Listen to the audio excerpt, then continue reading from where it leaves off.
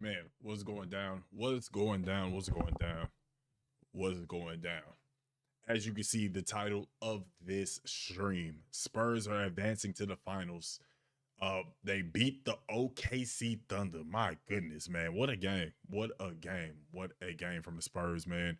Um, I can't I really thought that OKC's experience would propel them, but my goodness, Mitch Johnson is one hell of a coach. The Spurs have one hell of a team, and we are looking at a dynasty being formed right in front of our eyes, man. Um, Shout out to, like I said, shout out to Mitch Johnson. Some of the stuff that he was running out of timeouts uh, to get them a bucket was amazing. The way he called timeouts to stop OKC's momentum, that's that's just game changing from him. I don't think a lot of people realize how important that is, especially from a coaching standpoint, of how big that was to stop OKC's momentum. Um, First, before we get into the Spurs, let's talk about OKC. I didn't personally watching how OKC started out the game. I didn't like their energy. Their energy was very, very, very low. It gave off the impression that like they was just coasting. Like they felt like the experience was gonna take them there. Like they wasn't dealing with a force across from them. They came out low energy, didn't really seem like they was amped up, especially with that amazing crowd. They just didn't. It just was weird for me.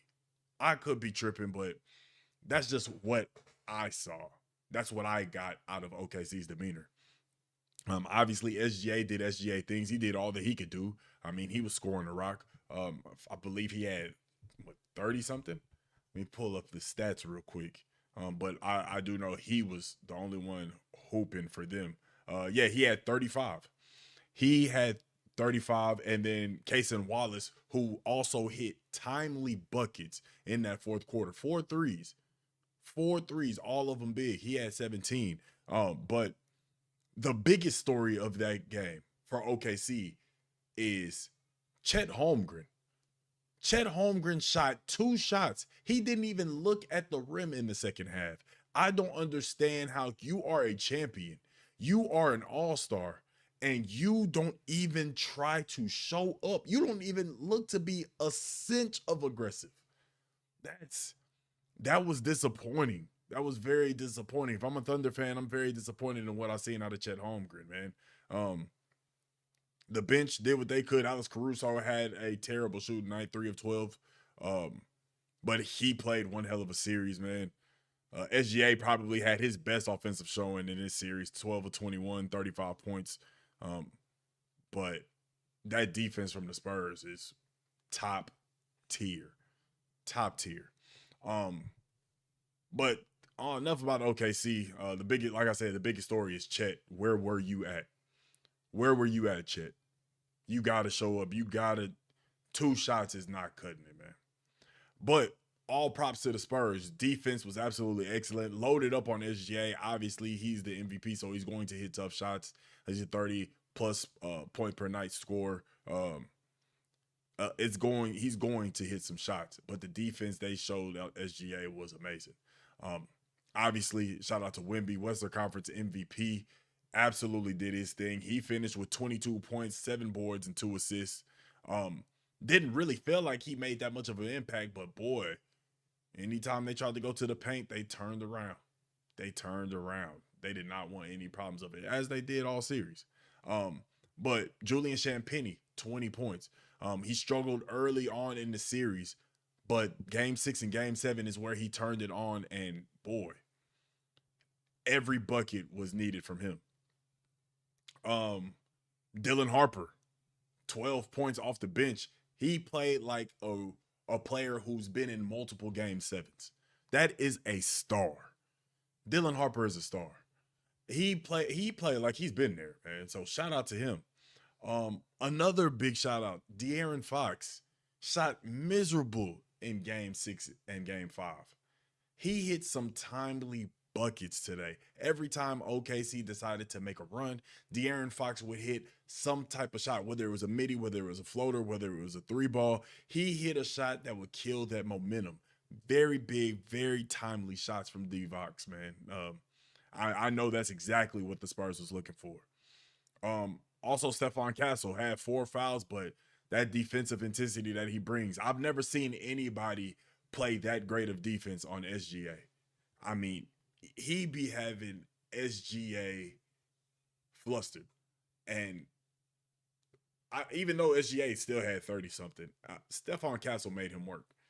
He made him work. This, like I said, game 7, SGA showed up. He had his best offensive game, man. But I'm not going to take away from what Stephon Castle has done guarding SGA this series. Absolutely an amazing job guarding SGA, man. But also, the play of the game. The play of the game. I want to make sure that I get this correct. Where's my notes at? The play of the game. So, timeout was called by the Spurs. After the Spurs called their timeout, they come out, try to get the ball to Wemby. Hartenstein gets a turnover. Not Wemby. Was it Cornette?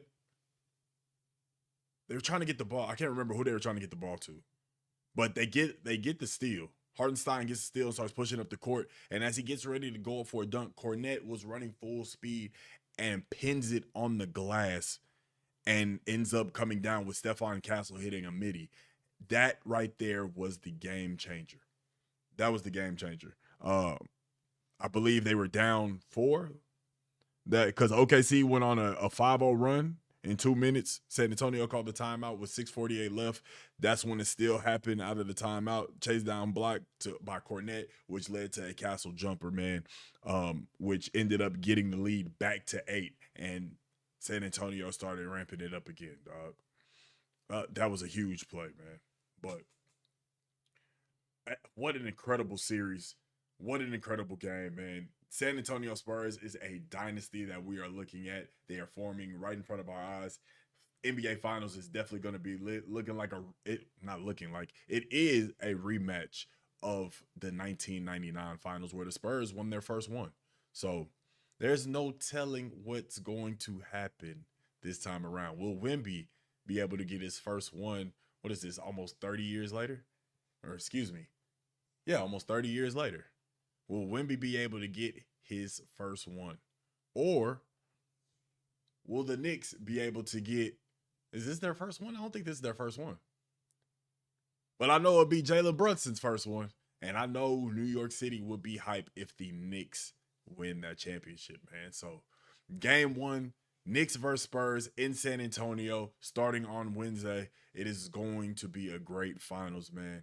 Please make sure y'all hit the like button. Make sure that you subscribe if you have not. And please make sure that you ring the bell to be notified whenever I drop a video or a short or a post, or if I even go live on a rare occasion, man.